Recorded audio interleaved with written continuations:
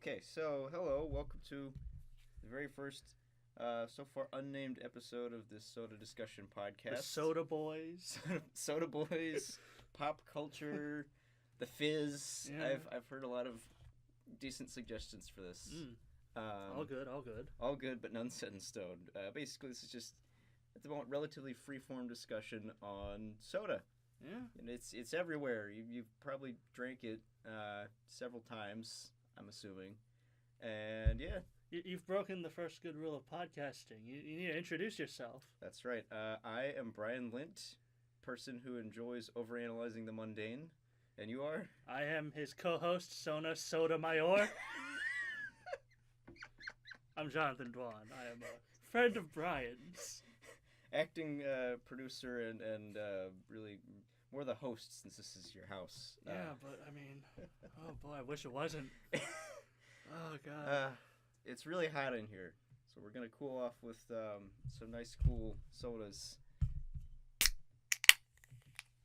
Today on the docket, we have Mountain Dew Baja Blast back in for the summer, because we're lucky enough to live in North America where we have this.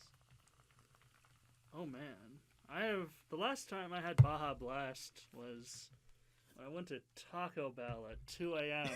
through a drive-thru. As one does. Yeah. Mm-hmm. That's the good stuff. Tastes just like how I remember it. Mountain Dew and Powerade. Basically, that's a good description of this in a nutshell. Official can copy says artificial and natural tropical lime flavor. You can sort of pick up on that. Yeah. It even says a Taco Bell original. Yep, right on the top, right below the tab there. This, as you can infer, this is a canned soda as opposed to a bottled soda or 2-liter soda. Not really any major differences in that in terms of quality, just point of notice and interest. This is definitely what you'd classify as a refreshing soda. Goes down real easy with, a big plate of nachos or a Crunchwrap Supreme, what have you. Brian, before you go too far, yeah, you might want to explain the premise of this. Oh yeah, so the premise of this is basically we break down soda, any soda we enjoy, soda that's interesting. We rate it based on criteria that we've just find interesting. I've got my 4 points that I discussed basically. And just basically overanalyze the shit out of it. End of the day, it's, do I like this? Do I like it enough to recommend it? Do I like it enough to serve it to my friends? Do I like it enough to go out of my way to get it again if it's something I can't find at a local grocery store? That's basically the gist of this. Trying to just get more people aware of the weird craft sodas that are out there, especially during this craft beer renaissance, basically. Kind of ironic we start with Mountain Dew. Yeah, I know. I just wanted to... I was considering going to get a 6-pack of Saranac root beer, but I figured more people would be familiar with Mountain Dew Baja Blast. That's a good starting point. It is. All right, so I guess to break it down a little bit, I do have my 4-point grading system that I discuss. The first category is flavor, which is pretty obvious. I give a number out of 10 rating, and then a brief rundown of what that flavor is and why I think of it that way. For Baja Blast, for instance, I'd give this, let me see, probably, in terms of the actual flavor, I'd probably give this a pretty solid 8 out of 10.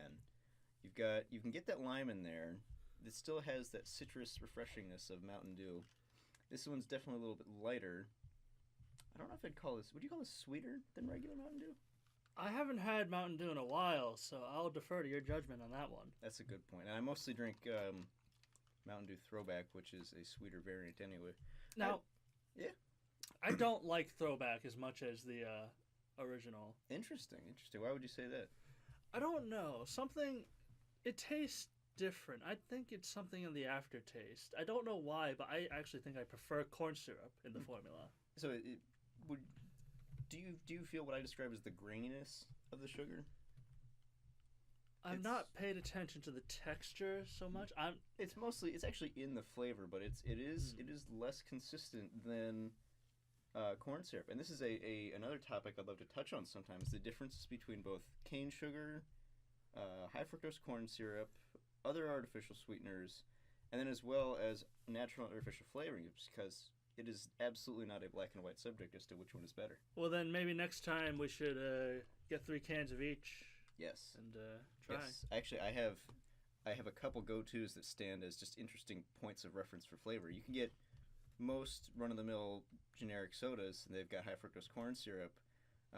Even Coke and Pepsi, they use high fructose corn syrup. But then you've got some easy-to-find ones that are flavored with cane sugar. Most craft sodas use cane sugar these days. And there's a couple that use other ones. Dominion Root Beer, for instance, uses honey as a primary sweetener. And St. John's uses brown sugar in their root beer. Interesting. So it'd be good to get a run-of-the-mill point of that. But if you've drunk a lot of craft soda like I have, if you really, really just savor it for a moment, you can usually point out which one it is. Like, this is definitely high fructose corn syrup. No real question there. Not that it really hurts it, though. Like you said, the smoothness can usually complement whatever flavor brew we're talking about here. It makes it go down a little easier, and you can drink more of it. I don't think that's very...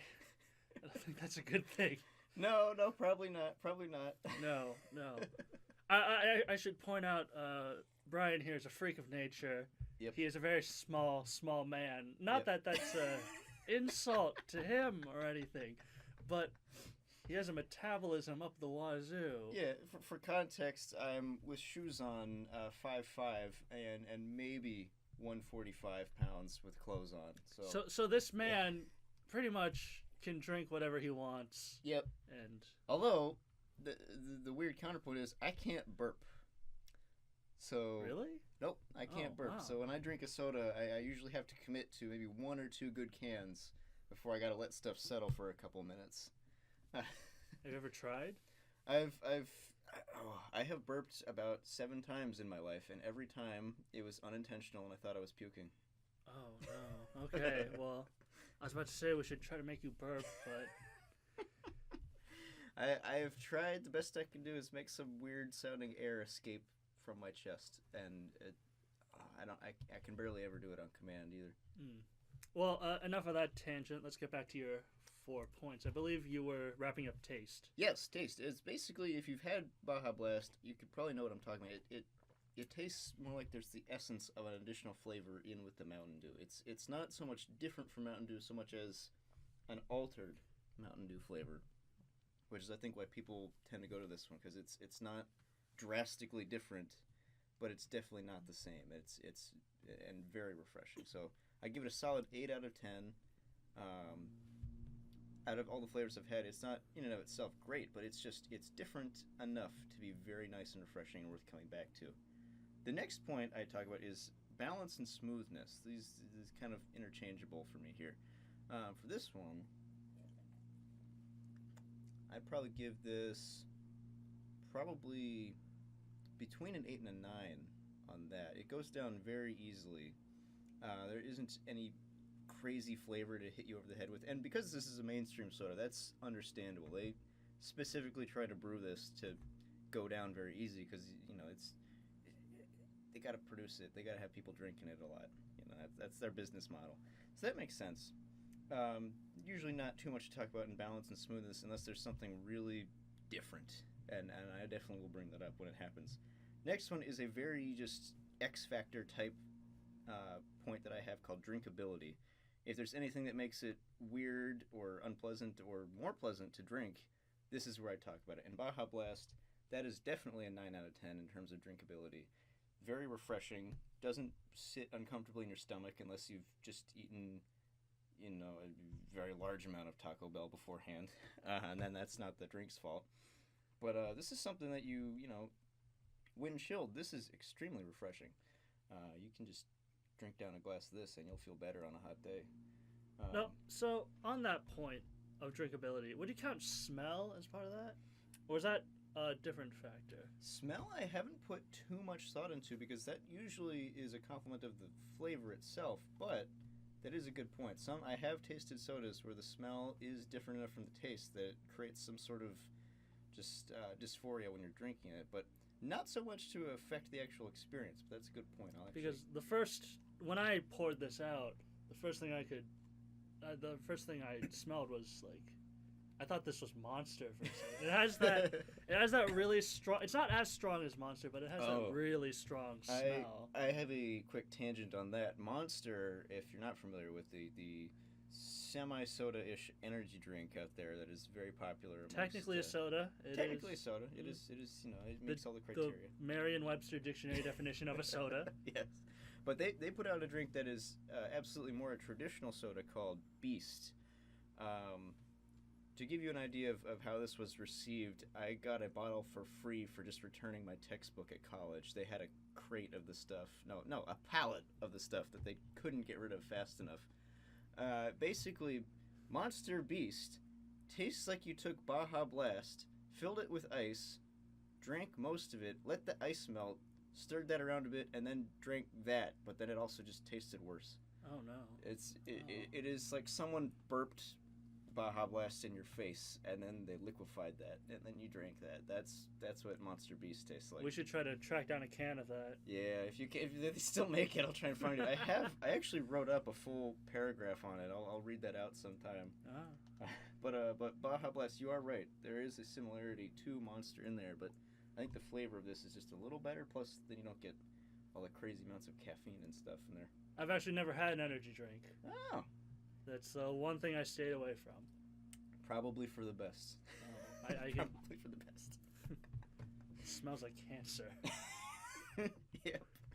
Yeah, that's pretty decent. Pretty decent explanation. Yeah, but that's drinkability anyway. To get a little bit back on track, drinkability is basically just that X factor of a drink, which I usually a key example is how it sits in your gut afterward, or if whatever sweetening agent they have like leaves a residue on your mouth, that can impact what you're doing. So it's just little things that aren't always obvious, but impact the drinking experience overall. And then all that plays into the overall rating, which is not necessarily just an average of all the numbers, but what I get when I drink this drink. It takes into account, but doesn't directly add everything together. Every score is highly weighted. Like if it's a really solid 7 in taste, but the drinkability is a 3, then in a really heavily weighted 3, I'm going to put more information or more attention to that than the flavor when I'm giving it an overall score. But for Mountain Dew Baja Blast, I would definitely give it a solid 8.5 if I added everything together. Which is pretty high for most sodas that I review. I don't give too many 9 or above overalls, and I don't really give too many below 6s overalls, but this is probably above average for a soda. I enjoy it. If I go to Taco Bell, it's definitely the only drink I get there. What would be a 1? For reference. Oh god, a 1 would probably be if you left a Lester's Fixings, like buffalo wing soda out in the sun for a day. Oh, I think it's that's Lester's pretty bad. Yeah, like one of those novelty sodas that exists purely to gross your friends out with how realistic they make it taste. If you left one of those outside in a hot sun, that'd probably be a 1. Oof. I think the lowest I've actually given a drink that I drank, with ice and everything, was like a 4. And it was one of those novelties. I believe it was a key lime pie flavored soda. I think that would taste good. You'd think so. And here's the weird thing. It tasted exactly like a key lime pie. As in, it tasted like someone had taken a key lime pie, whipped cream included, put it in a blender, then put that through a soda stream, and put that in my bottle. It was just scarily accurate to a key lime pie, to the point where it just started tasting weird and bizarre, and it was not pleasant, even though they did exactly what they were trying to do. So that's it was bizarre, and one day I want to talk about that more in depth. Lester's Fixing, I believe it's Lester's Fixing. It's got the weird creepy old man on the picture. They're the ones that make like the PB&J and bacon and buffalo wing flavored sodas. But that would be an example of the lowest rating I've given something. What's a 10 for you? A 10? I have not had something that's a perfect 10 in every category yet. I've had ones where the flavor's a 10 or the smoothness is a 10. and again, I'm blanking on which ones. I've had some really nice root beers. Saranac, in terms of smoothness, I'd probably redefine that one as a 10 if I'm using the rating scale more like the Mohs scale where it rates things based on things I've actually tasted, because that is an incredibly smooth soda. And then what is it, not St. John's. Gotta think for a moment here. I had this one, I believe it was an elderberry soda that got like a 9.5 or a 10 on flavored. But I've never given something a 10 overall because I've never had what I would call a perfect soda yet, where the flavor, the balance, the drinkability is all perfectly tuned. I'm sure it exists, but I have not had it yet. Mm. And just in time, just finished up one can of Baja Blast. It usually takes me about one whole can or bottle to really come to my final conclusion on a drink, unless I've drunk a lot of it in my life. So it's usually a process. I haven't ever recorded myself doing it because it's a lot of going back and changing what I just said, basically. Take a third sip and it's like, oh, that's different from the second sip. Well, there are a lot of factors here. Absolutely. Especially because we put ice in these drinks. Yeah, and the ice is slowly melting. That's something maybe to consider. Watering it down a little. I have had one soda where I intentionally will drink it at room temperature with ice instead of chilled. That is Jackson Hole's Buckin' Root Beer. A little more of a novelty soda, kind of harder to find that one, but the flavor profile in it is insanely complex, but also just really strong. I don't think anyone out there has used the word aggressive for the flavor of a soda, but that is what I would use for Jackson Hole Buckin' Root Beer. So I will pour that one over ice, because as it chills, it kind of needs to dilute the flavor just a little bit, because it's strong. That's the one example I'd give of a soda where I prefer to drink it over ice than chilled. I think Balls has a root beer that people would describe as aggressive as well. I have tried that. Although for a different reason. Yeah, that one, it's not because it's like overwhelmingly powerful. I have to remember what my takeaway from that one was. I enjoyed it. It was the caffeine content. Yeah, Yes. that's pretty aggressive there. It is very high. They go balls deep with that one. Yes, they do. The root beer the Balls root beer I don't much like, but I do like the orange soda from them. I have to try that because the root beer it was good, but it didn't stand out enough for me to think the flavor was different. You're right, it was mostly the caffeine. Yes. But I know they have other flavors. I'll have to try them all. There are a handful of sodas I've had that when you try them once, they really stand out. I think I mentioned St. John's earlier. They're the root beer that uses brown sugar. They also have wintergreen in there, which means it's a minty root beer. You wouldn't think that that's a thing, but it's a delicious thing. Interesting. How about you? Is there any you've had that just completely stand out? Yeah. Oh, wait, root beer specifically or soda in general? Any in general. Okay. Yes, there is one. I remember when I was in middle school, my older sister, brought home a can of Fuse soda, Fuze. Oh, yeah. And I've never seen it like since then. I don't know if they still make that. Like all my research, I've tried to track this down.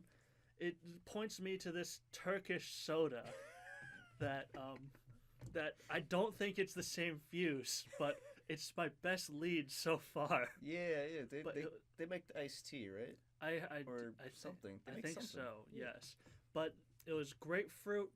I don't think it actually had pulp, but it felt pulpy. It had a lot of carbonation to it, to the point where it burns. Damn. But because it's grapefruit flavored, you kind of expect it. Yeah. And it played off nicely. But maybe I'm looking at it with rose-tinted glasses because I haven't had this soda since that one time. Yeah, that can be tough when you're trying to remember something. Like I've got memories of this one called Ting. It's this Jamaican soda. You can get it imported pretty easily. I believe it's also a grapefruit. It's a really tangy, almost bitter, citrusy type flavor palette, but it's probably been about 5 years since I've actually drank one, so I need to revisit that with a more adult set of taste buds. Oh, and another one. Oh, I really like my citrus, so this might be a recurring theme, but I recently went out to eat at a restaurant in Washington, D.C. called Momofuku. They're an Asian fusion restaurant. And they had a yuzu lemonade, carbonated yuzu lemonade. Yuzu is a Japanese citrus fruit, and it's different from regular lemonade because it's like, I don't know how to describe it. I'm not as eloquent with taste as my friend Brian here, but it tastes different from regular lemonade. That is interesting. I am completely unfamiliar with uzu, so I can't even imagine that. But now I really want to try that. We should go to Momofuku. Yes, just record in the middle of a restaurant. It's a very busy restaurant. I'm sure that will go over well. I mean, honestly, probably if we get a reservation, yeah, maybe. I don't think it's worth it. Maybe we can get the drinks to go or something. Yeah, just we'll do an in-car recording in the parking lot. In the middle of DC. On the subway. Yeah, citrus is good though, and it's good to have your go-to soda preferences. I think I'm sure you picked up root beer is my go-to when I want to have something I enjoy. My other friend, who I want to get on this at some point, his go-to is just colas in general. He can pick out the subtle differences in different cola brands, and he'll talk to me the way I'll talk about root beer. I was never a cola man. Like, I can never dissect the minutiae of the flavor of cola. Like, I know Pepsi and Coke taste different. Yeah. But I just can't quite, It's one of those things, if you're not... I'm sorry, I should have muted my phone. Shame. But yeah, things, colas, they're very similar. Like most genre flavors of soda, you really have to have two different ones right in front of you to absolutely know all the differences between them.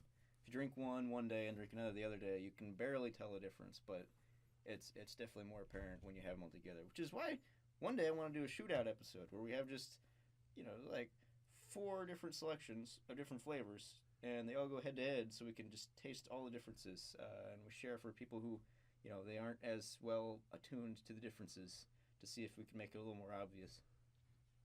Interesting idea. Yeah, we'll have to arrange that sometime. Yeah. So the way I'd want to do it is I'd have my friend Ian pick out his top 4 colas. I'd pick out my top 4 root beers. You'd pick out your top 4 citrus or whichever flavors you really enjoy drinking. Yep, citrus is my go-to. Yeah, and then what we do is for ourselves, we figure out which ones we find are the best, and then for everyone else, we see if we can, acclimate their palates a little more and point out all the subtle differences between the flavors, because there's some of them are pretty layered. I to go back to Buckin root beer, that is the most layered beverage I've had in a while that was non-alcoholic. There was definitely some vanilla in there. There was some smokiness in there. You could taste the different roots in there. There was a little bit of artificial flavoring, but I feel like they mostly just put it in to smooth it out because it was really sharp. But yeah, so it's an interesting world. Yeah, but I think I've touched on most of my talking points here. Right. Last thing hit is this is really to emphasize, this is all just opinion. This is I am in no way a professional soda maker or critic in any way. This is just what I look for myself in soda. Is just something a little outside of the ordinary. This is coming from somebody who, my freshman and sophomore year of college, I would go get the 3-liter generic root beers from Shoppers for 78 always cents. Good value. Yeah, great value. Always good value. I don't know if I could ever drink one of those again, though. Honestly, hey, I recently had to get a lot of soda for an event. Yeah. And the dollar store. You can get the 3-liter jugs, $1 each. They are not bad. I will go back. I do want to know what it tastes like now that I've tasted so many complex, natural ingredient beverages, what these bulk generic flavors taste like, because they were more than acceptable. I enjoyed a 3-liter of generic root beer that basically just tasted like syrup in carbonated water.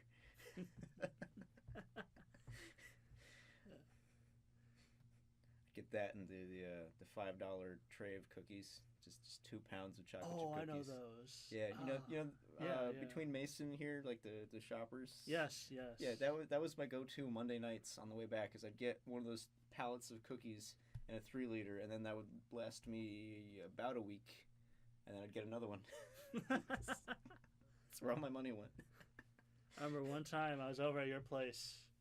I had bought an ice cream cake, and I thought, this will last the 3 days when I leave it here and then come back to your place for a separate event.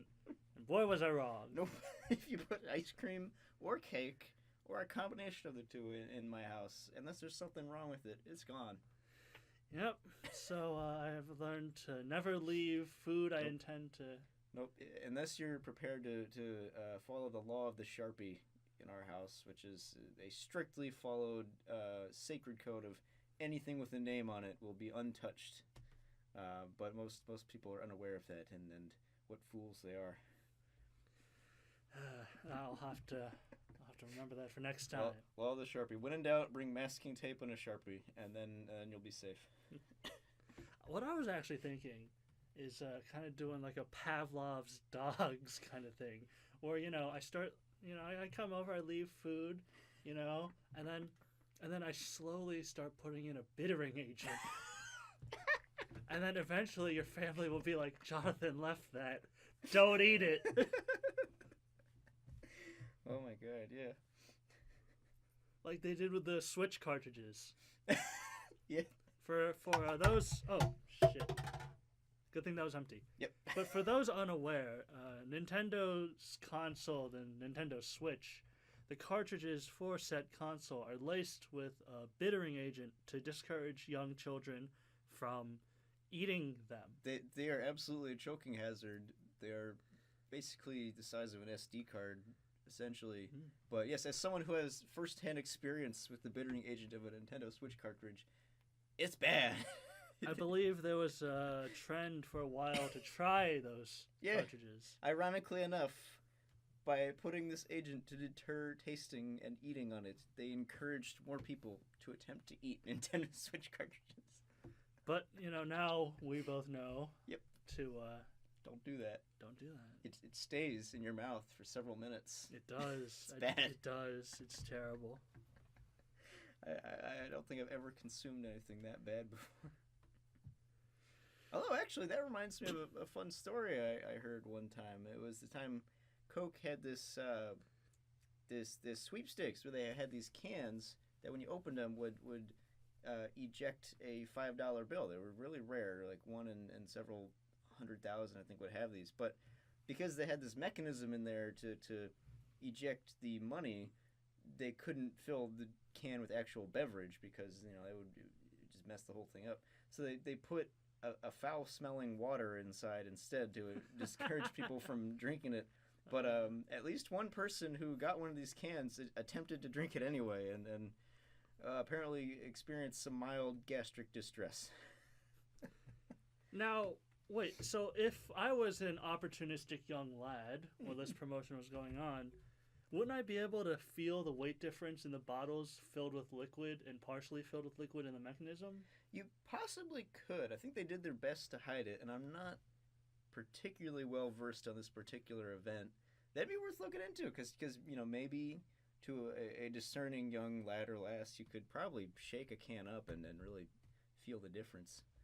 Unfortunately, they were so rare. I don't think I've been able to find footage of someone actually opening one of the winning cans, because I would love to see how it actually worked.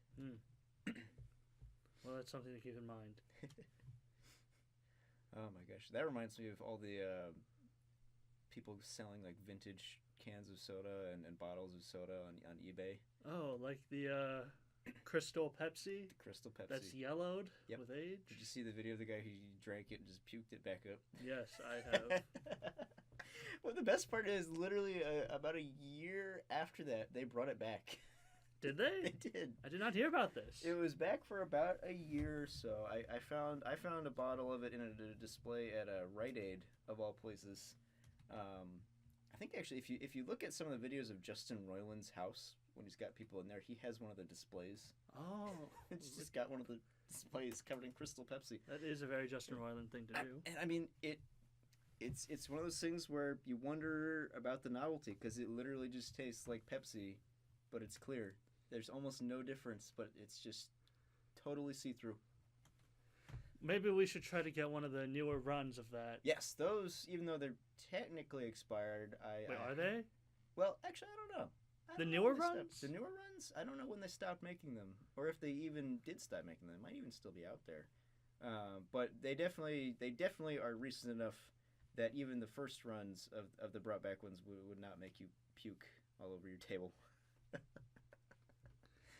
Well, you can try it. I'll be here to watch. Yeah, Duncan, my brother Duncan, he drank a Mountain Dew Voltage that was about a year out of date, and he said he almost puked on the first one, but so his response to that was to, of course, drink 2 more the next day, and then they were fine. His body had acclimated. The real shock was when he said the first one. Yeah, the first one. Yep.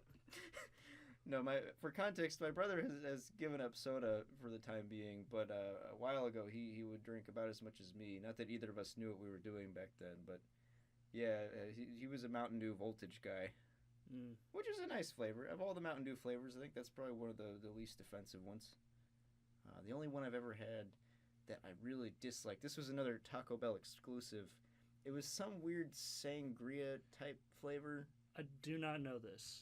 It had like the word Nova in the title. I wish I could remember more. This was about 3 years ago. It was awful. It was the only Mountain Dew I've ever actively disliked. It was awful. Well, we can always look it up. Yeah, okay. We're actively searching here. I don't know, and I'm about 80% sure it was a Taco Bell. Novato? Maybe? No, this is a location. Oh, okay. Well, we tried. We tried. We'll be able to follow up on that at some point. But yeah, so every now and then they'll try some weird one-off flavor, and it's really bad. And I know other countries have exclusive Mountain Dew flavors as well. I follow an Instagram account that mostly just collects cans and bottles from European countries. European fast food is a very interesting topic. That is something I would like to know more about. Yep. Oh, man, and go on a little tangent. That reminds me, I need to import some Iron Brew at some point.